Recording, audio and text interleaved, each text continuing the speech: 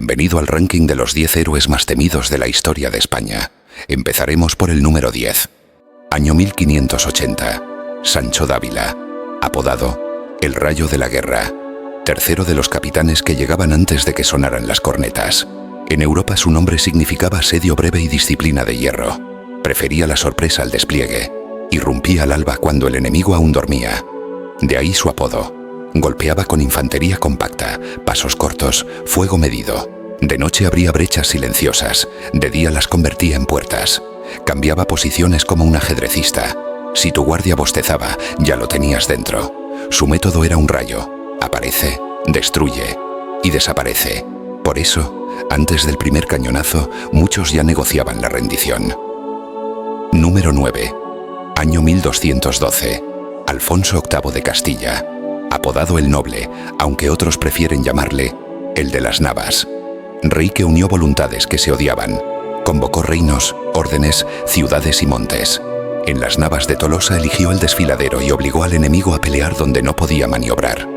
La primera línea cristiana abrió hueco, la segunda lo ensanchó y la caballería lo remató. Cayeron las cadenas del campamento almohade y con ellas su moral. El ejército rival se deshizo en retirada. Su fuerza no era solo el acero, era la logística. Siempre con el agua prevista, un relevo constante. Mantenía las rutas despejadas. Supo esperar el momento y abrirlo con lanza.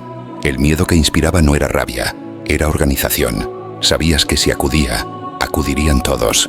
Y cuando todos marchan al mismo paso, el sonido ya es media victoria.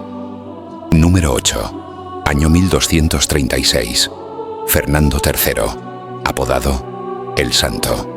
Avanzó como un calendario implacable. Observó ríos, observó puentes, graneros y allí puso su guerra. En Córdoba cortó venas de agua. En Sevilla hizo del Guadalquivir un muro. Rodeaba, negociaba, prometía seguridad a los que cedían.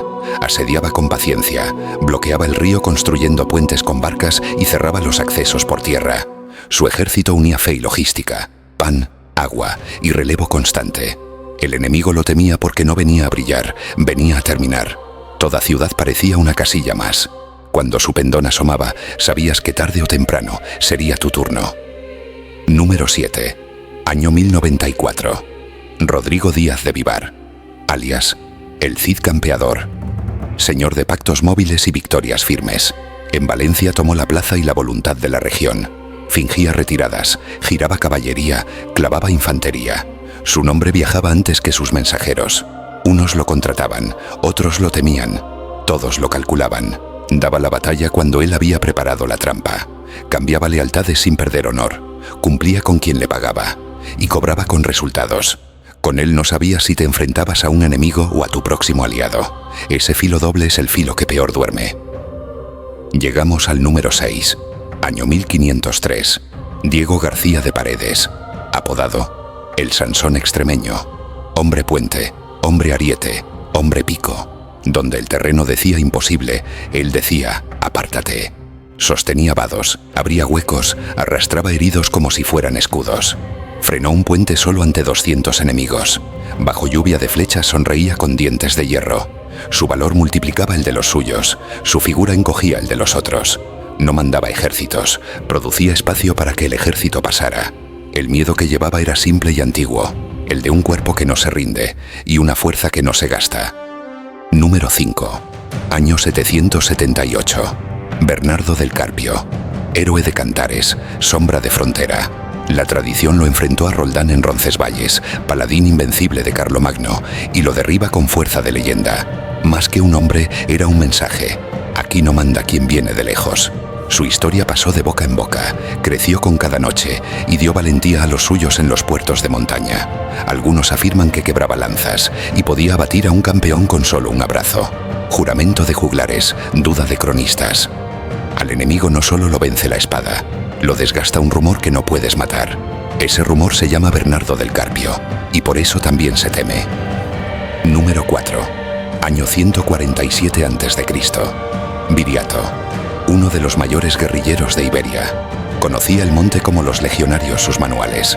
Emboscaba columnas, devoraba bagajes, cortaba comunicaciones y luego desaparecía. Si encendías una antorcha, la apagaba el cuchillo. Roma aprendió su nombre cuando ya no podía olvidarlo. Sus victorias eran pequeñas en los partes, pero enormes en la moral.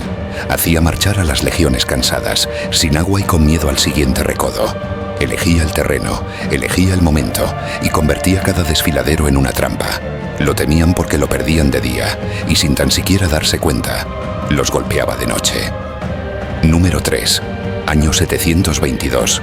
El gran Don Pelayo. Pocas lanzas, mucha roca. En Covadonga no ganó por número, sino por atraer al enemigo a la garganta. Los desordenó en la pendiente y contraatacó cuando no podían maniobrar. Convirtió la montaña en muralla y trampa.